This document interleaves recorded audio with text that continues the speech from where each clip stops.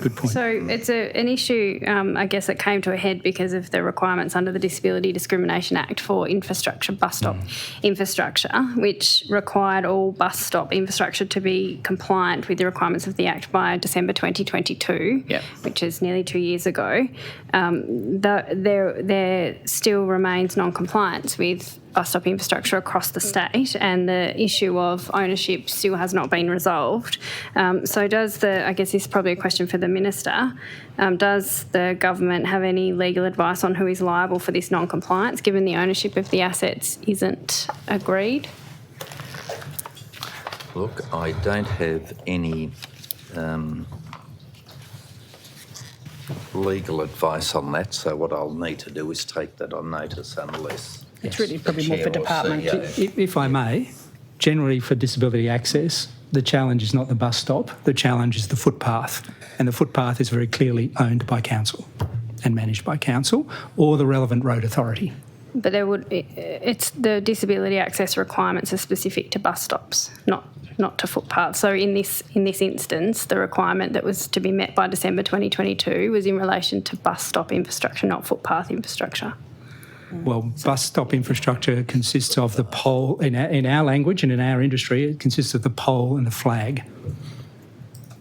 That's what an operator is concerned about, because as Katie very rightly says, that indicates to us where we need to stop to set down and pick up passengers.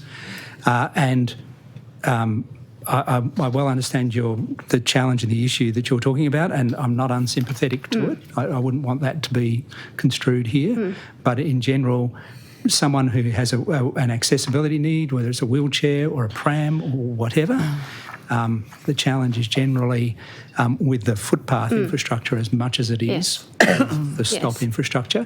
Our buses are built so that they're all accessible. There's a ramp or they are what's known as low floor, so you can press a button and drop them. Every bus got a ramp? Are they all accessible? Are they all ramps? I'm not sure. Are they now? Sorry to interrupt. No, go ahead. 100% of our fleet is fully accessible. We're compliant with that. So that's where, from a metro lens, we've done what we can within what I would call on the rubber wheel concept. The infrastructure is something outside of us because it's a shared facility that all operators can use.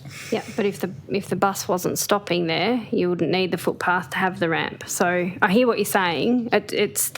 And there's no right answer here. The issue is that it's not resolved, and it is a significant issue that needs to be resolved. So I guess does Metro have a view on, in an ideal world, what would the ownership of these assets look like, and who would pay for funding that's not a Metro question, to be fair. As a transport provider, you need it to be resolved. There is no right answer from a Metro perspective. Each jurisdiction resolves those issues between the parties. It's always a conversation between state and local government. And indeed, if you want to talk local government and disability access, have a look at what my local council, Kingborough Council, didn't do in relation to the bus interchange, where it was, too tight for disability access as well. But look, that said, Minister Jo Palmer, and she initiated it, we've had a round table with disability service providers and public transport and transport issues, be it taxis, etc., but also public transport. So it is on the mind of the government. We are seeking what we can do, but the footpaths in general terms are owned by local councils, and on state roads, trying to think of them, they usually don't have footpaths. Thank you. On the infrastructure again, so this might be a bit cheeky, but I'll risk it. If TT Line can be expected as a passenger transport service to build a wharf, Minister, perhaps it's not unreasonable for the government to expect Metro, as the major public transport provider in the south, to build bus stop infrastructure and contract and resource Metro to deliver this infrastructure to ensure there is disability compliance across the state. Is this something that you have turned your mind to or given consideration to ensure that bus stop infrastructure, particularly in the south, is consistently delivered and meets disability access requirements? Look, in relation to the first part of your question, no.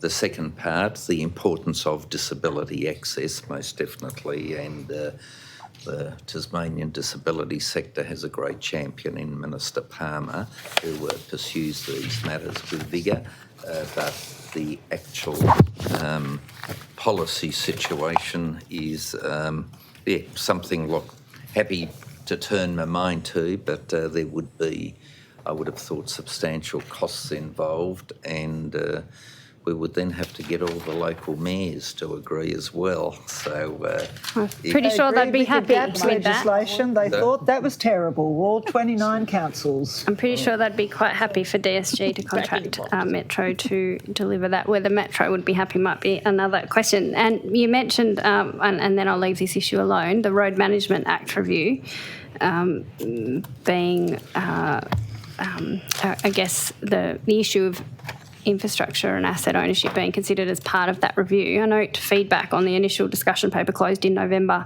2023, a year ago. So where is that process at? Don't know anything. You're not sure? I'm sorry. Take it on notice? yeah, that's a Department of State growth issue, but happy to take it on notice you. and see if state growth can assist.